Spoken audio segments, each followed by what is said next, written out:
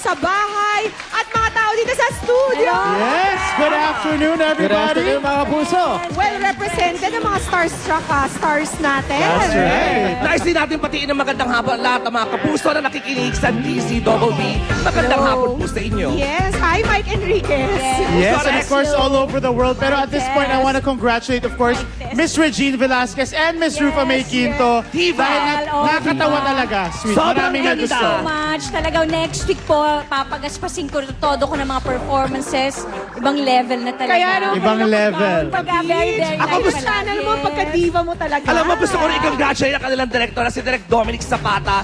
Dapat pala si Direk Dom naiintriga, nai-stress, lalong gumaganda ang mga proyekto. Yes. Sobrang ganda ng diva. I love it. Let's stress him out some more. Intong ko siya. Tama. Kaya ka pala nag-gown ngayon, girl. Yes. Ang taray ng Para gown. celebration and pasasalamat. At ang haba ng gown, pero sa Yes. pantaas na kinulangan ng tela.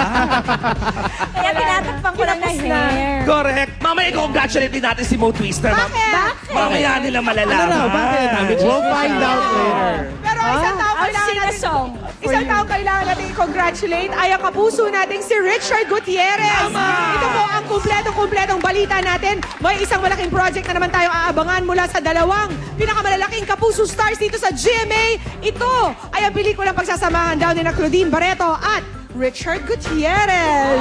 Who told us the details about this nang recently ay pumirma siya ng panibagong kontrata bilang isang kapuso star. Gaano ka-special? Watch this. Richard Gutierrez is up for new and more exciting projects as a kapuso. Kamakailan lang kasi ay muling pumirma ng 3-year contract sa GMA Network ang top kapuso leading man. Kasama sa nasabing contract signing, ang GMA President and CEO na si Attorney Felipe Gozon, GMA Executive Vice President and Chief Operations Officer Mr. Jimmy Duavit, at GMA Films President Ms. Annette Gozon Abrugar. I'm very happy. Of course, I started here in GMA and I've been very happy with them. They've taken care of me and I'm looking for another 3 years with the Kapuso Network. Well, this is a 3-year renewal. So ngayon pa lang, may mga pinag-aaralan ng programa para mas mapalawak lalo ang personality that Richard is known at. We're very excited. Matapos ang nasabing contract renewal, all eyes now turn to Richard's upcoming projects with GMA. At isa sa mga inaabangan ngayon ay ang magiging pagsasama nila ni Claudine Barreto sa isang pelikula. Malapit na magsimula yung shooting ng movie ni Richard and Claudine. So, we're looking forward to that.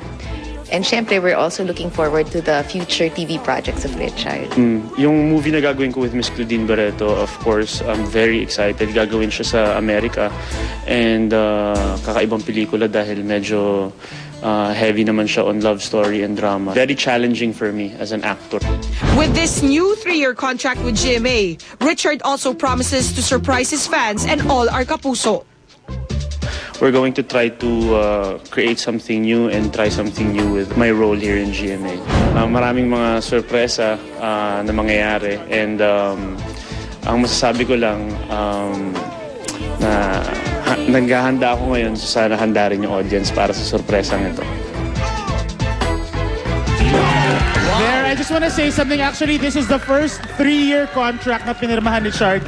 Usually kasi 2 years yung pinipirmahan niya. So, he's very happy here in Pero GMA. Raymond, ikaw rin, magsasign ka rin ng isang 3-year contract? By next week. So twins talaga. Pinaghahandaan. Twin contracts pati yung bayad. Pinaghahandaan. Tama. We'll Pati yung see bayad, about twins that. ha? Para We'll see about pareho-pareho. that. Pero ang exciting dito mo, kasi they're gonna leave na, I think sometime this month, si Chard, si Miss Claudine Barreto, at kasali rin sa pelikulang yan si Miss Ann Curtis. Wow. Kaya napaka-exciting. Sana, Napaka-exciting. alam mo, pero sana And ako it's rin. going to be in the Full States, force diba? na talaga. Yes, sa California yan. So sa mga nanonood ng GMA Pinoy TV, abangan nyo si Ang Char, cast. si Ann, at saka si Si Claudine. Claudine, yes. Alright. So siya sa Amerika Congratulations. pa lang shooting ng pelikula na yan.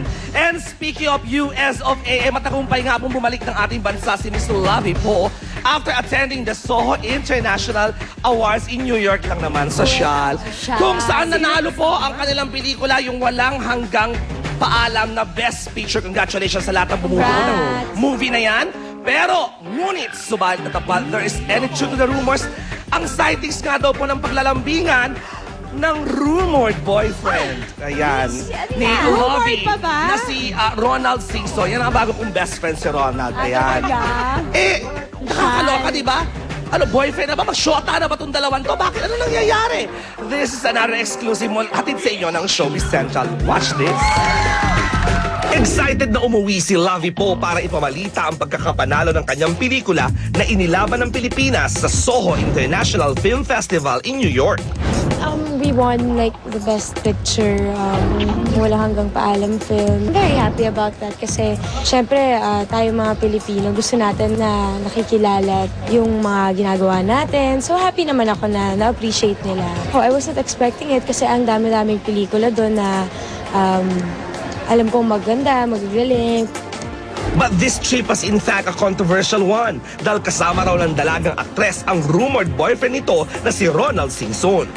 Well, of course, andun, nagbakasyon siya before election. That's what he always, he does that all the time. And then, so nag-decide na rin siya na doon na lang sa New York because his friends are also there. Hindi lang naman siya yung nandun kundi mga kaibigan niya rin.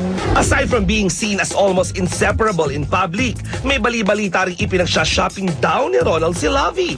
A story that Lovie definitely denies. Mag-shopping sa sarili niya. Ako din nag-shopping sa sarili ko. Basta ako, all I know is alam ko yung totoo and as long as wala akong tinatapakang tao, okay na ako doon. With this new development sa career ng aktres, Lovie promises to be more focused on her career than on anything else, including her love life. We're close, pero for now, I just want to maintain like yung friendship lang muna. Yun. And I'm sure ganun din siya. Mahalaga siya sa akin, syempre. Basta masabi ko, he made my New York time very memorable. Yes, good thing they survived the a snowstorm in New York City. The winter. Yes. Pero, parang I have my doubts lang, I have my suspicions lang about the story that they're trying to sell. Bakit? Kasi according to them, nag-meet lang sila sa New York, hindi naman daw planadong magkasama sila doon. Ay, ako, bahala na sila, malaki na sila. Basta, Lovie, Ronald, yung pasalubong ko, ayan. Yun lang, yun na yun. Hoy, materialistic akong tao, tumatanggap ako ng pasalubong. Oo naman. Ay, naku, sweet. Materialistic din ba ang impostor mo? Ay, sobra. I heard somebody's trying to, Kasi ganito yan Ano to? Ang Showbiz Central po, magkakaroon po kami ng bagong Bago. segment para makasama natin ang ating mga kapuso out there at ma-meet na rin ang kanilang showbiz look-alike. Okay. Yan po ang pinakabagong segment namin, ang Facebook. Kasi ang dami mga... Fesmo. Ang pangalan Sobra. ay Ang dami mga Fesmo. artista na may kamukhang mga kapitbahay nyo, labandera, cigarette vendor, O, di ba abilanggo. ikaw? Kamukha mo si Jet Pangan. Di ba? Precisely. Pero ang masaklap nito, ako ka-Facebook ko si Jet Pangan, rockstar. Ang ka-Facebook ko, yung impostor ko, Mandarambong. manloloko. Basta mga ugali, salbahe. Mandarambong. Hindi lang nako. ikaw. Sikat ka na talaga, sweet. Dahil Ganun ba yun? mga sikat na nga merong mga imposters. Katulad na lamang ng kapuso nating si Claudine Barreto na galit ngayon because somebody is Using her posting name. as her in Twitter. Correct. That's and right. saying na using her mga favorite words, copying the way she talks. Yes. Diba? Pero ganyan.